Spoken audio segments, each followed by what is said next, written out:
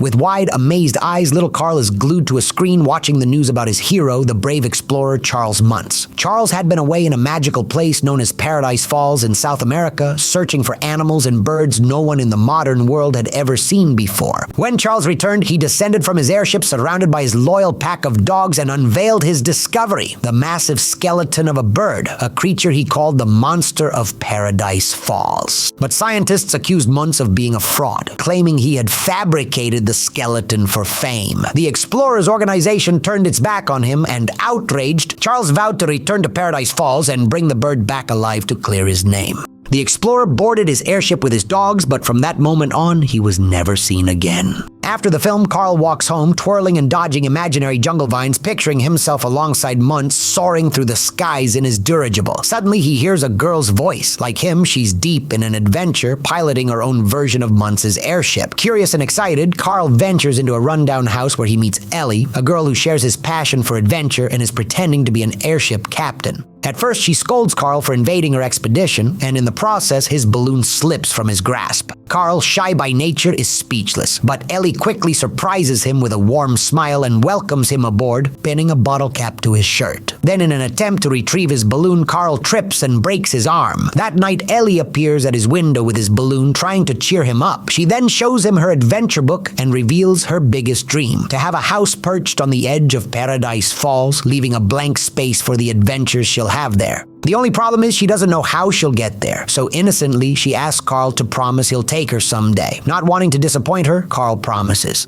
The years pass, and that promise turns into a lifetime together. Carl and Ellie get married and move into the old rundown house where they first met, restoring it just as they had dreamed. One afternoon, as they watch the clouds, they share their dreams, including having a family. But when they discover they can't have children, Ellie's joy fades. Wanting to make her happy again, Carl reminds her of their dream to visit Paradise Falls and promises to make it come true. They both take jobs at a zoo and save every penny for their trip, but life keeps getting in the way. A flat tire, Carl breaking his leg, a tree branch damaging part of their roof. They keep dipping into their savings for these and other necessary expenses, and time passes, Ellie adjusting Carl's tie every day until they grow old without ever reaching their dream. Still, they remain happy, cherishing each day together. Carl, still selling balloons, spends his days reminiscing with Ellie. One day, Carl finds a childhood photo of Ellie and realizes he never took her to Paradise Falls as he had promised. Determined to fulfill her dream, he uses his retirement savings to buy 2 plane tickets to South America.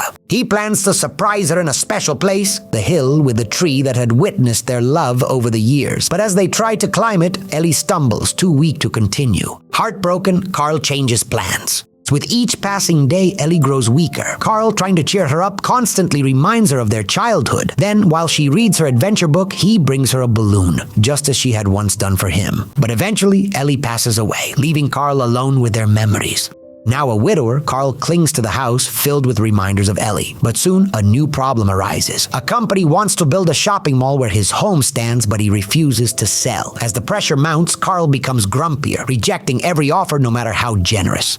One day, an enthusiastic young wilderness explorer named Russell knocks on his door, delivering a rehearsed speech. "Good afternoon, sir. My name is Russell, and I am a wilderness explorer. Would you like any assistance today?" Carl, uninterested, shuts the door in his face. But Russell is persistent, and when Carl opens the door again, the boy launches into his speech once more. When Carl tries to close the door again, Russell wedges his foot in the way. Resigned, Carl listens as the boy explains that he needs just one more badge to become a senior explorer, the Helping the Elderly badge. Looking for a way to get rid of the kid, Carl makes up a story about a bird that destroys his garden at night. Russell eagerly volunteers to help and rushes off to catch the imaginary bird. Then disaster strikes. A construction crane accidentally knocks over the mailbox that Ellie had painted. Overcome with fury, Carl lashes out, hitting the worker trying to fix it. The people around stare in shock. Realizing what he's done, Carl retreats into his house. The police arrive shortly after, and the court, seeing that Carl is an old man, chooses not to arrest him but orders him to move into a retirement home. On his last night in the house, as he flips through Ellie's adventure book, an idea strikes him. He won't leave the home he built with his beloved Ellie. So the next morning, when the retirement home staff arrives to pick him up, Carl asks them to wait a minute. Carl closes his front door and then releases thousands of colorful balloons, lifting his house into the sky. He is determined to keep his promise to Ellie to take their home to Paradise Falls. Everyone watches in awe as Carl's house floats away, disappearing into the horizon. Inside, Carl steers his floating house using a curtain and kisses a picture of Ellie saying, "We're on our way." But the peace is suddenly broken by a loud knock on the door.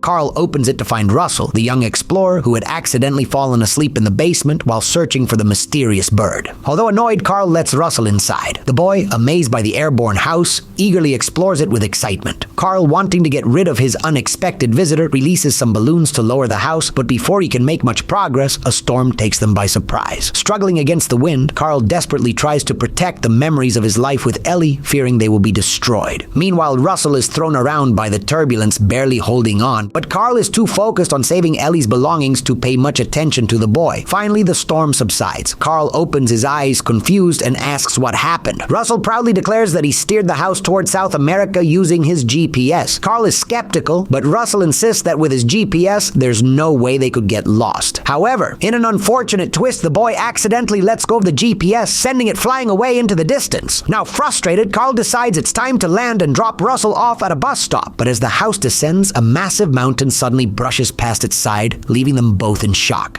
The house lands on a hilltop, but the impact sends it rolling uncontrollably forward. Carl and Russell are thrown from the house, and in a desperate attempt to stop it, Carl grabs onto the garden hose with Russell clinging to his leg. With great effort, they finally manage to halt the house right at the edge of a steep cliff. As they take in their surroundings, trying to figure out where they are, the storm clouds clear. Before them, stretching out in all its majesty, is a breathtaking waterfall. Paradise Falls. They had arrived much faster than expected thanks to the storm. Russell excitedly suggests they walk the house to the falls, so they strap themselves to it and begin their trek. Meanwhile, deep in the jungle, a pack of dogs is chasing a massive bird, but the bird is clever and manages to escape. Tired from walking and needing to use the restroom, Russell wanders off. That's when he notices some strange footprints, possibly from the bird Carl had mentioned. Russell tries calling out to the creature but gets no response. However, when he pulls out a chocolate bar, the bird suddenly appears, pecking at the treat. Grinning, Russell offers it more, declaring that he's an animal lover. Slowly, the giant bird emerges from its hiding place.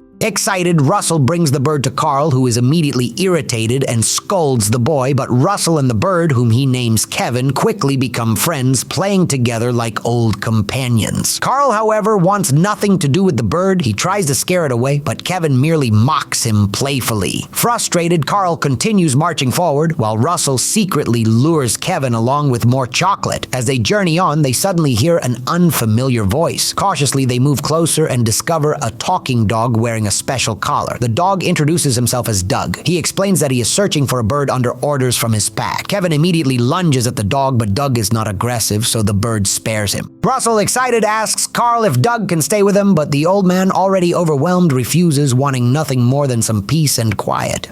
Yet, as expected, Doug follows them anyway. As they travel, Carl grows increasingly frustrated. Doug keeps pleading with Kevin to surrender, though Russell doesn't understand why. Suddenly, Carl comes up with a plan. He tosses a ball from the handle of his cane to distract Doug and throws a piece of chocolate for Kevin to chase, hoping to lose them both. But after climbing a steep hill, exhausted, Carl and Russell are shocked to find Doug and Kevin already waiting for them at the top. Carl's plan had failed. Carl's house is a symbol of his wife, Ellie, and the life they built together. Every object inside holds memories and meaning, which is why Carl clings to it so fiercely. He carefully protects each item, unwilling to change a thing because altering anything feels like erasing his past with Ellie. When he's faced with selling his home, he resists with all his strength, knowing it would mean losing his last tangible connection to her. The house also represents Carl's grief, a weight he carries everywhere. The world around him moves on and changes, but Carl refuses to let go of the past. His unwillingness to move forward is reflected in his actions. When he attacks the worker trying to help him, when he rejects the persistent Russell, and when he prioritizes saving his house's belongings during the storm instead of ensuring Russell's safety. His refusal to accept Doug and Kevin further highlights his tendency to isolate himself, his detachment from the world, and his deep sorrow. But Carl is about to embark on a journey that will change him forever.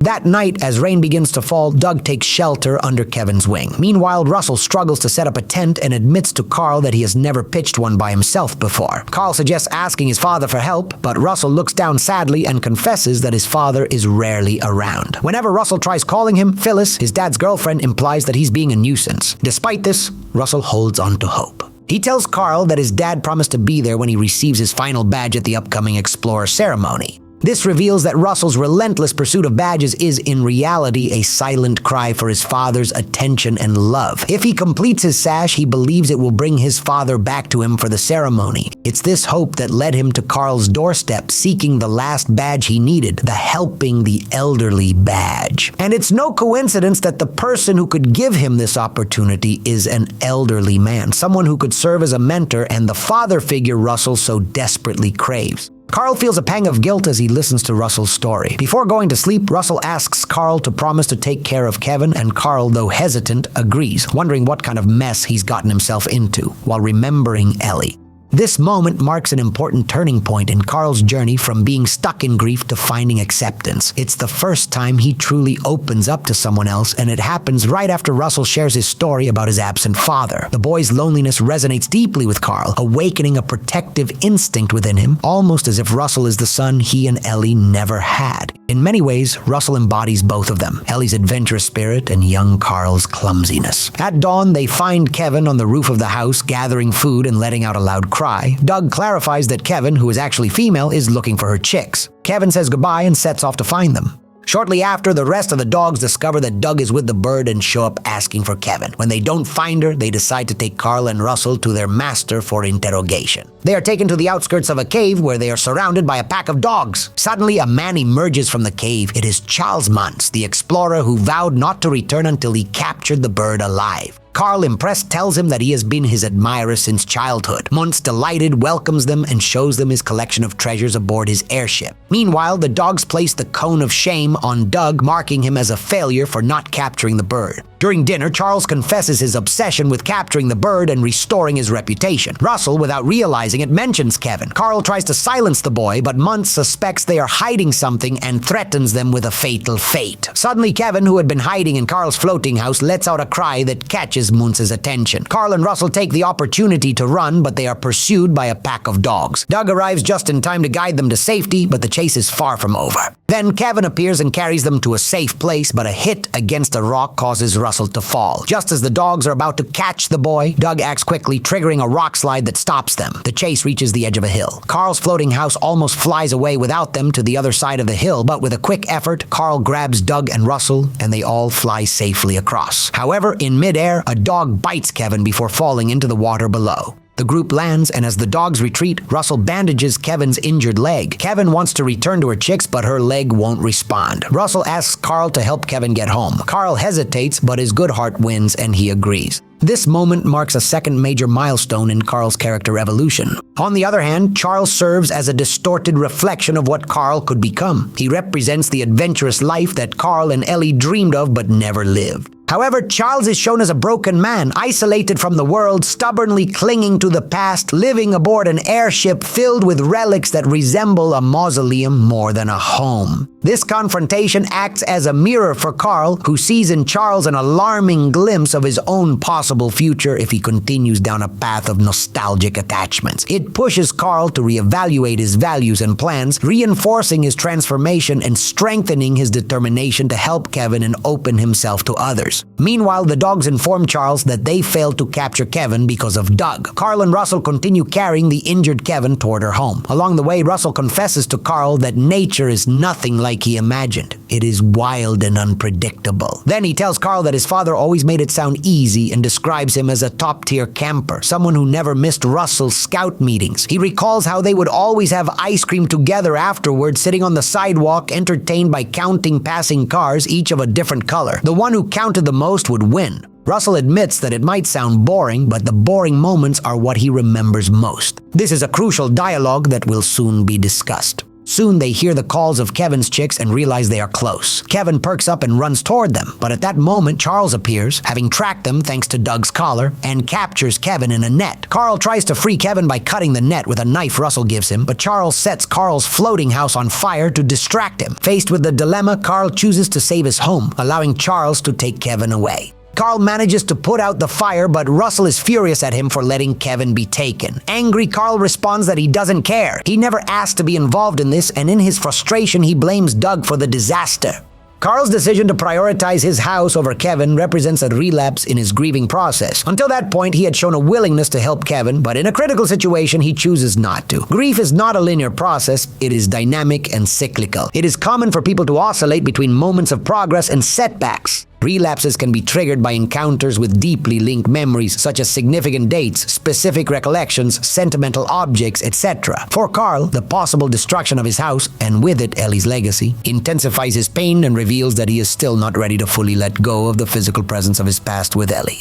Pushing the house alone, Carl moves forward, determined to fulfill his promise without thinking about Kevin. After much effort, Carl finally reaches Paradise Falls. But the happiness he expected is not there. Everything feels empty. Disappointed, Russell drops his badges and steps away sadly. Alone in his messy house, Carl opens Ellie's adventure book and feels nostalgic, remembering the blank section Ellie had dreamed of filling with stories and photographs of Paradise Falls. He is about to close the book, believing he knows it completely, when something unexpected catches his attention. The pages he thought were blank are filled with memories, photos of their wedding, birthdays celebrated together, small but precious everyday moments in their home, their laughter, and the walks they shared. At the end of the book, he finds a final picture of them, now older, happy, and holding hands. And beneath it, a note from Ellie to him. "Thanks for the adventure. Now go have a new one." This moment marks the climax of Carl's transformation. Carl's concept of adventure had always been shaped by Charles's stories. But that idea crumbles when he is confronted with the bitter and self-destructive reality of his idol. His perspective is further shaken when he hears Russell speak fondly of the simplest moments with his father, and finally it is completely redefined when he discovers that Ellie had filled the blank pages with ordinary moments, the simple pleasures of everyday life. Thus, Carl understood that the true adventure is not in extraordinary feats, but in the simple joys he had shared with Ellie. He realized that he had been the greatest adventure Ellie could have ever wished for, and that she was completely happy and satisfied with the wonderful life they had together. He also came to understand that, after all, he had indeed fulfilled his promise to Ellie, sharing a life full of adventures.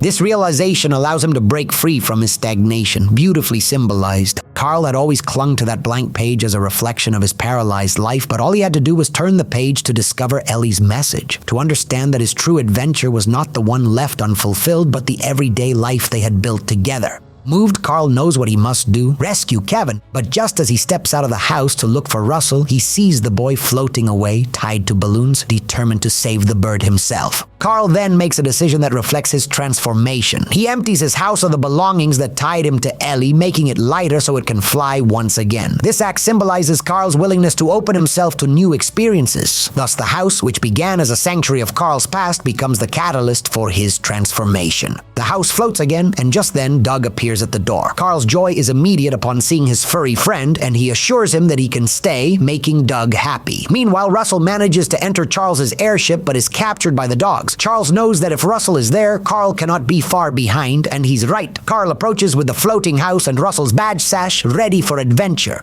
In a ruthless act, Charles tries to throw Russell off the plane, but Carl quickly uses his garden hose to secure Russell and rescues him just in time. Russell is happy to see Carl, but the old man urges him to stay in the house while he and Doug go after Kevin. Carl and Doug infiltrate the airship and find Kevin locked in a cage guarded by a pack of dogs. Carl doesn't know what to do, but when he sees Doug biting the ball tied to his cane, he gets a brilliant idea. He shows the dogs a ball, causing a canine stampede out of the room, and thus they manage to free Kevin. Meanwhile, Russell, trying to get out and help, ends up hanging from the hose. Charles, noticing him, sends his dogs to attack the floating house. But Russell, quick-witted, distracts the dogs by pointing at a supposed squirrel, making the planes crash into each other. Inside the airship, Charles confronts Carl. Doug intervenes but is thrown aside, and as the dogs chase him, Doug runs toward the control room. Carl and Charles fiercely battle, sword versus cane. However, Charles knocks Carl down, and just when he's about to finish him, the airship suddenly tilts to the left when Doug accidentally pushes the lever. Doug hides behind the helm, and the dog's leader gets trapped while trying to bite him.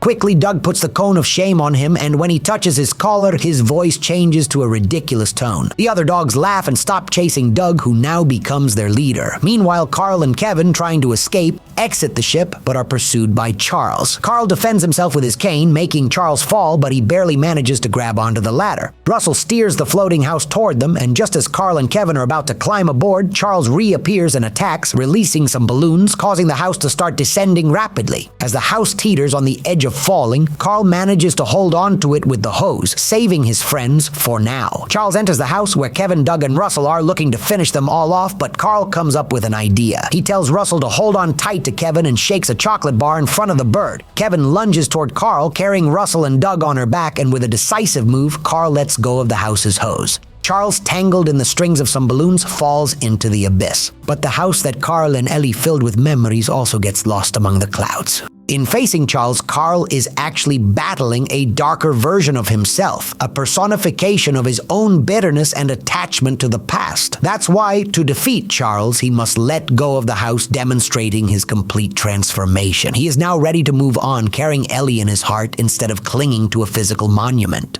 The house, with all it symbolizes, finally gives Carl the most valuable gift, the ability to live again. Russell laments that Carl lost his house, but Carl replies that it was just a house. Later, they return Kevin to her chicks, who joyfully play with Carl and Russell. Carl asks about his cane, which seems to be lost, and Kevin spits it out at his feet. However, Carl, no longer needing it, decides to leave it there. Another clear sign of the new Carl, the Carl who was once restrained by grief and dependent on his walker, now abandons that aid, symbolizing how he has freed himself from the emotional burdens that kept him from moving forward. Now the new Carl moves freely through the world, liberated and ready to explore life once more. Then they bid farewell with joy, departing on Charles's airship, the Spirit of Adventure. Back in the city, at the scout ceremony, Russell is about to receive his long-awaited badge for assisting the elderly. However, he looks a bit sad because his father did not come. But when asked who is with him, Carl steps forward to accompany him. Then Carl gives Russell a very special badge, the same one Ellie had given him. This gesture is deeply symbolic. By giving Russell the badge Carl had kept as a treasure of his love for Ellie, he transforms it from a symbol of his sorrow into a gift of love and acceptance. In this gesture, Carl becomes the paternal figure Russell so longed for, filling the space his father could not. Afterward, they sit on the curb to enjoy an ice cream with Doug faithfully by their side, immersing themselves in the simple game of counting the passing cars, reviving a ritual that for Russell holds a special meaning. Carl discovers that perhaps he can be a father after all, and that his ability to love and guide did not die with Ellie. Now Carl has the Spirit of Adventure airship and is ready to live new adventures with his friends. And somewhere far away, the house had landed exactly where Ellie had always dreamed. As time passes, it is common for us to look back and reflect on the decisions we made, the moments we let slip away, and the opportunities that vanished amidst life's obstacles. These thoughts can trigger an existential crisis as we question what truly makes a life meaningful, which in turn can spark a desire to live extraordinarily, embracing the mantra of enjoy the moment and live to the fullest. We often associate the idea of living fully with traveling the world, chasing bold dreams, and achieving spectacular feats. However, this movie challenges that notion, suggesting that beyond daring experiences, it is the simple pleasures of ordinary moments that truly enrich our existence. Russell, who initially dreamed of venturing into the wild, discovers that it is the memories of seemingly mundane moments that he cherishes the most. Likewise, Ellie, who in her youth dreamed of reaching Paradise Falls, ultimately celebrated her life with Carl through photographs that captured their simple joys and daily routines. The film teaches us to savor the little things. This revelation is crucial because as we grow older, we are haunted by the idea that time is slipping away, that the opportunity to enjoy life, to start new hobbies, or to forge new friendships is diminishing. But Carl's realization when he lets go of the house and acknowledges that it's just a house suggests that regardless of age, it is always possible to appreciate life and embrace new moments that, while modest, are filled with meaning. Ultimately, Up reminds us that life is unpredictable and that even if our plans and dreams change, this does not prevent us from finding happiness and adventure along the journey that life has in store for us, even in the most ordinary and simple moments. Lastly, I want to conclude with the symbolism of the balloons. The balloons symbolize the impermanence and beauty of life. They remind us that everything we hold dear is in essence fleeting. Letting go of the balloons is not an act of resignation, but one of acceptance. It is about accepting that life moves forward, that love and memories do not need to be anchored to a physical object to be real and powerful. By releasing the balloons, and with them his house, Carl symbolically frees himself from the past and opens himself to the present, to the new friendships and experiences he has begun to cherish. This teaches us something deeply important, that letting go doesn't mean forgetting, but rather allowing memories to take on a new form, one that does not weigh us down but lifts us up.